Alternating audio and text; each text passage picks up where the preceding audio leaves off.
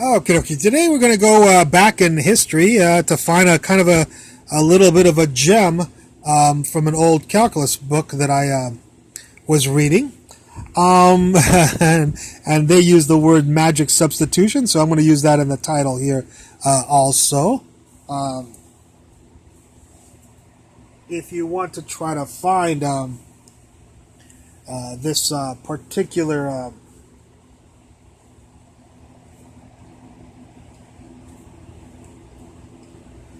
book, I will, there it is right there, I'm sorry. I was trying to look for it. I'll tell you what it is. Here is the A.W. Goodman, Analytic Geometry and the Calculus. And it's, just to give you a date on it, full 1963 there. Hopefully that's all. Library catalog number if you want to look it up.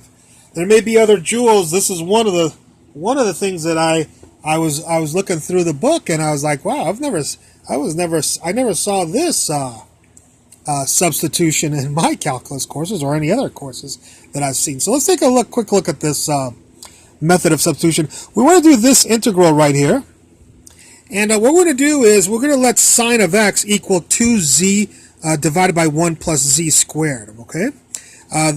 Z will equal tangent of x over 2. That's what I've written right here. Z equals tangent of x over 2. I'm going to derive the derivative. I'm going to take the derivative of this equation. The derivative of this, of course, will be cosine of x dx. And the derivative, this is your quotient rule, of course. 2, 1 plus z squared minus 2z times 2z over the bottom squared there, dz. So there's our derivative, and if we solve for dx, I did a little bit of algebra for you. Oh, by the way, I'm sorry I didn't mention this. The cosine of x right here is another substitution like this and this. We have the sine of x equals this, the tangent of x equals z, and then the cosine of x will be this right here. And I'll prove all those at the end of the lecture so you guys don't go crazy and wacko and go, why is he doing this? Okay, so dx cosine is equal to this. We'll see later on why that is according to these two substitutions. Over here I just simplified and I got this right here. And if you, this will come up here, cancel one of them, so there you got that. And then this will come down here, and 2 minus 2z squared, 1 minus z squared on the bottom will give you a 2. So there's the dx, do a little bit of algebra, there's the dz, and all this stuff becomes 2 over 1 plus z squared. So, again, sine of x equals 2z, 1 plus z squared, z equals tangent x over 2, cosine of x equals 1 minus z squared, 1 plus z squared. You're going to have to accept that for right now. And dx, whenever you use these substitutions, will always be 2 dz divided by 1 plus z squared, whenever you use these three substitutions. Okay? Okay, so let's plug in for this. Do you know who dx is? Yes, dx is this guy right here. There's your dx. Do you know Mr. 2? Yes, I know Mr. 2. Plus. Do you know who sine of x is? Yeah, he's this guy. 2z, 1 plus z squared. Okay, why don't you do a little bit of algebra, multiply the top and bottom by 1 plus z squared, you will get this. Once you get this, we'll complete the square, which will be z plus 1, a half, parentheses squared, minus 1/4 plus 1, and that can be written like this. And this guy right here can be written like this guy right here. So this person, or those people, complete the square became that people, which with a little bit of algebra are the same as these people. So this integral is equal to this integral. If you ever have anything of this form, dx over, x squared plus a squared, it's 1 over a tangent inverse of x over a. So if we ever have something squared plus something squared, it's 1 over a squared. 1 over square root of 3 over 2 is 2 over square root of 3. Tangent inverse of this argument divided by this argument. And if you divide this by this, the 2 will flip up 2z plus 1, 2z plus 1 over the square root of 3. Of course, plus c. And then we start off with an integral with x. We don't want z in there. So we'll go over here and say, hey, z equals tangent of x over 2. So in for z, why don't you put in tangent of x over 2. So we'll get 2 over the square root of 3, tangent inverse, 2 times tangent of x over 2. There's the 1, and there's the square root of 3 plus c. And I just wrote it a little bit nicer for you to see it right there. Okay. All right, let's do another one real quickly here, and then we'll do our derivations of those substitutions. So here we see we have the integral. It's very similar to the other one we had before, but we'll use the cosine substitution this time. So we have dx over 3 plus cosine of x. Well, I told you already, cosine of x equals 1 minus z squared over 1 plus z squared. Dx always equals this when we use those 3 substitutions. Z equals tangent of x over 2, I've stated already.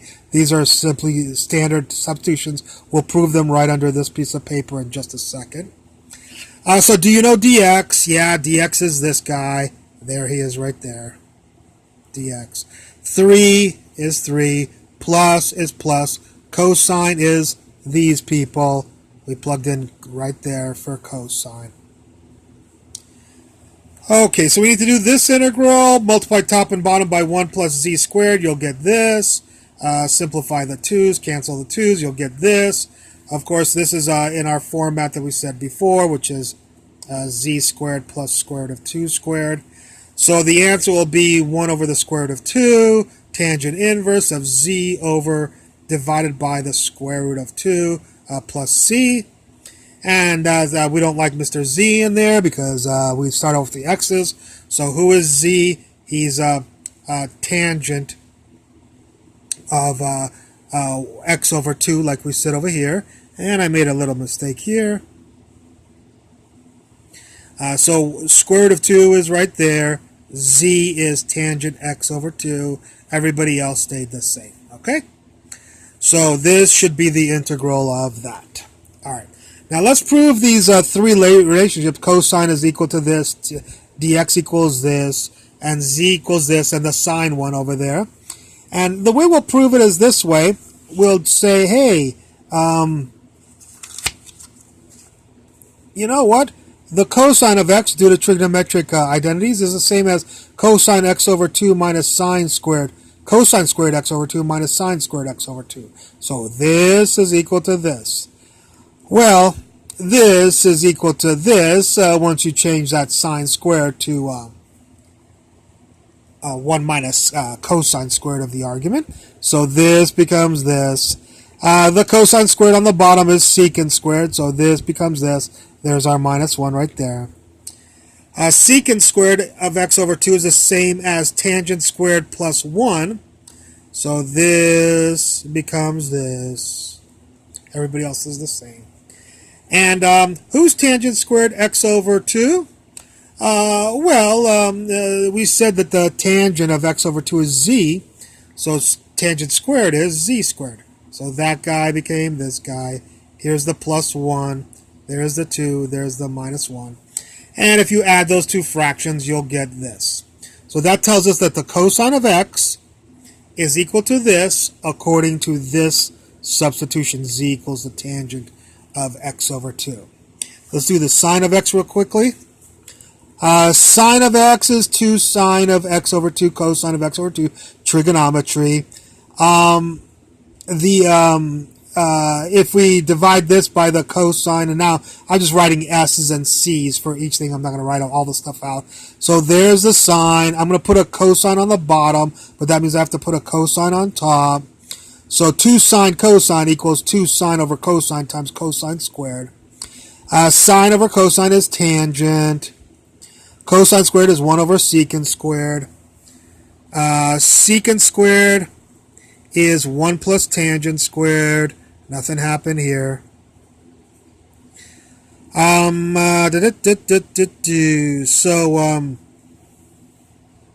This will be 2 tangent x over 2 over 1 plus all of this is equal to this. I just wrote with the x over 2 in there now. I didn't abbreviate it. So this is equal to this. And who is tangent of x over 2? He's z. So in for this, put in a z. In for this, put in a z. So therefore, the sine of x is equal to 2z 1 plus z squared if we use the substitution z equals tangent of x over 2. This proves these this identity.